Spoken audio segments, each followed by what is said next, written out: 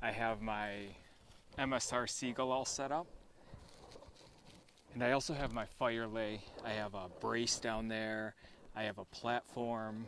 I have some wood put aside. We're not going to build a big fire. We're just looking to get a good burn. So right now, I'm just grabbing some char cloth because we're going to use our U-shaped striker, our piece of chert, try to fight off the flies at the same time. Find a sharp edge here.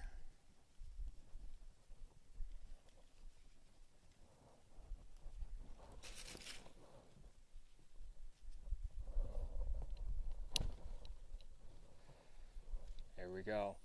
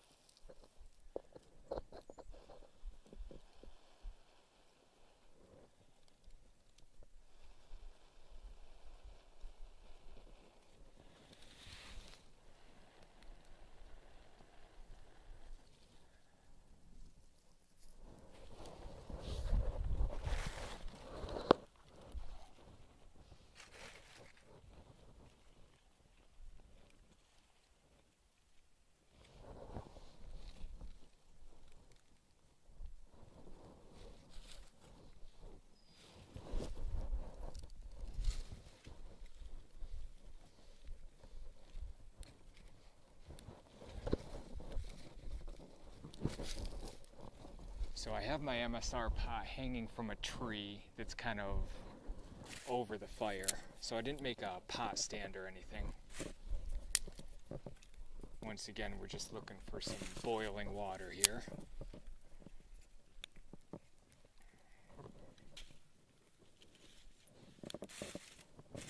This weekend I do plan to come back out, maybe spend a night or two, and maybe we'll cook something a little more.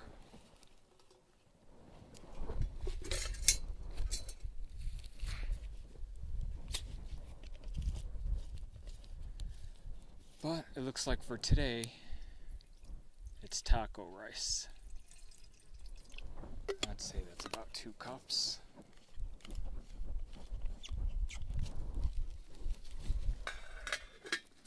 And we're using our MSR pot implement that I made with hangers here.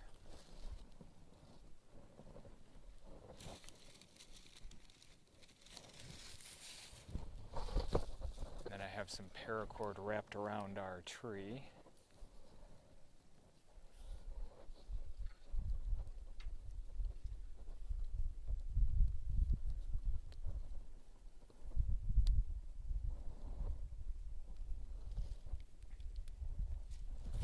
So far it's holding up pretty well.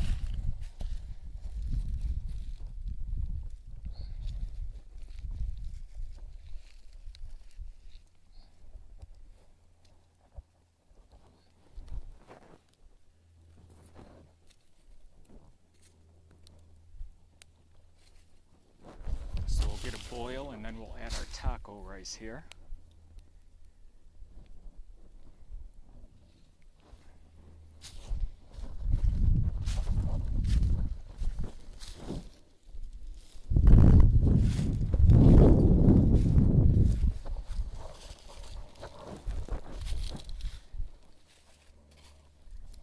So I'm in a new spot today, guys. I thought I'd come to a different area of Sonyea State Forest.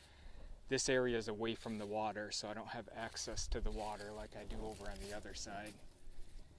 I'm not quite sure where I'm going to camp yet, though. If I'm going to camp over here, or I'm going to camp on that side.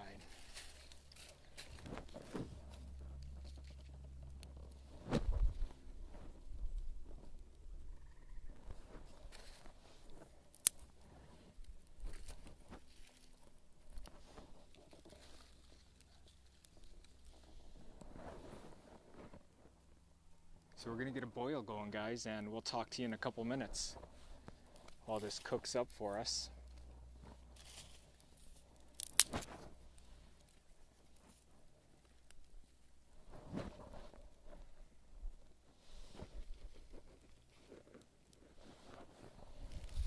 I really like the MSR stove here. I know Frogtac just got one, and I know he's gonna love it. When we do our camping trips here pretty soon, we're gonna have 2 MSR Seagulls going. How cool would that be? And they're big enough to where you can cook a great deal.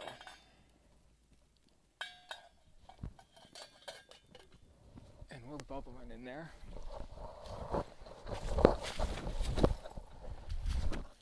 Let me just bring you over here and I'll show you the setup.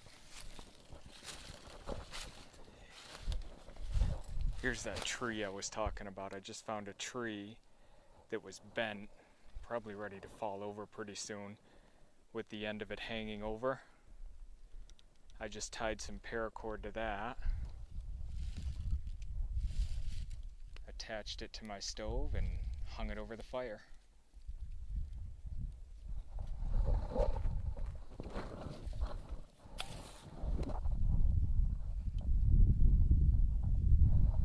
Alright guys, let me keep an eye on this. We'll be right back with you.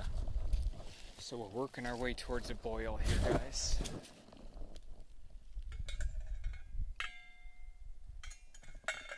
Now I've said it in videos before, but I am not a great cook in general, and not a great cook in the outdoors.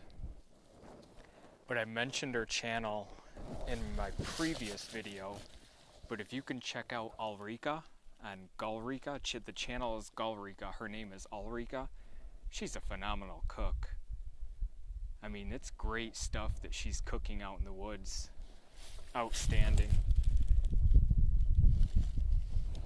And I never used to cook as much, but she's kind of worked as an inspiration, even though I cook simple things like taco rice or macaroni and cheese or ramen noodles. Her videos inspire me at least, to get out there and cook and have some extra fun while you're out here. My favorite part is finding different implements to hang the pot on, different pot stands that I like to make. And then I just eat to hydrate, eat to get some food back in me.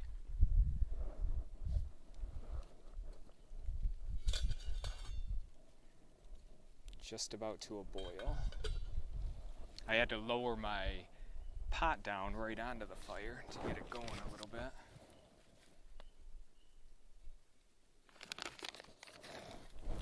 So I'm going to raise it up.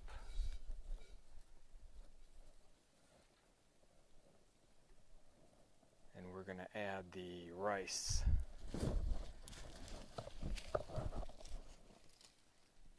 Beautiful day, just about 80 degrees here in western New York at Sonyea State Forest. I'm doing kind of a dry run of the trip I'm going on. Usually I just bring day hike type of gear, but I brought pretty much everything I'm going to carry for my night or two trip next week.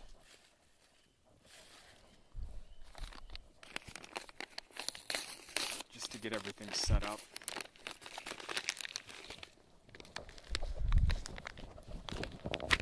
Let's grab our Mora Companion. I love the Mora Companion, guys. It's not the Mora Companion HD, I believe, heavy duty. It's just the standard MG Mora Companion, which I've told the story a lot. This was my first bushcraft knife I ever purchased. I had folders before, and I read about different guys who had gotten Moras, and Moras always attracted me before I even got one. So then I went and got this Companion, and it's excellent. It was my first bushcraft fixed blade knife. I did probably things that you shouldn't do with your Mora because of the lack of being full tang, but if you baton the sticks that aren't enormous for this knife, you're going to be just fine. As I said, the tasks that I did were uncalled for with a Mora, but you know how it is when you get your first bushcraft knife. You want to do everything that you've seen on the videos. You want to baton, you want to pry, you want to hit it with a flint and steel, you want to spark a ferro rod. I did all that and more, and this thing, as you can see, it still smiles to this day. I love this knife. I love the feel in the hand. I never went for the heavy duty, only because to me that looked like a Mora Robust,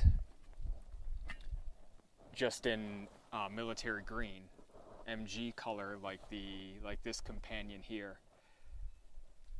Point being, this thing has taken everything that I've thrown at it for quite some time, and being that it was my first bushcraft blade, you can understand the stuff that I've put it through. This is what made me a true believer in Mora knives, and to this day I keep buying them and I keep collecting them, I keep using them, and they're phenomenal. What I'm going to do is actually start a Mora knife series coming up here, and I'm just going to profile my different Mora knives that I have, and I think they're great beginner bushcraft knives. I was talking to my friend Wilderness Kydex, Joey from Wilderness Kydex, huge knife guy, hundreds and hundreds of knives, and he says that Moras are some of his favorites, and he recommended one thing I do on my channel is to get the word out, do more reviews, do more Moras in action, because they're so good for the beginner, and that's what we're here to do. We're here to help people getting into bushcraft with good quality tools at a great price.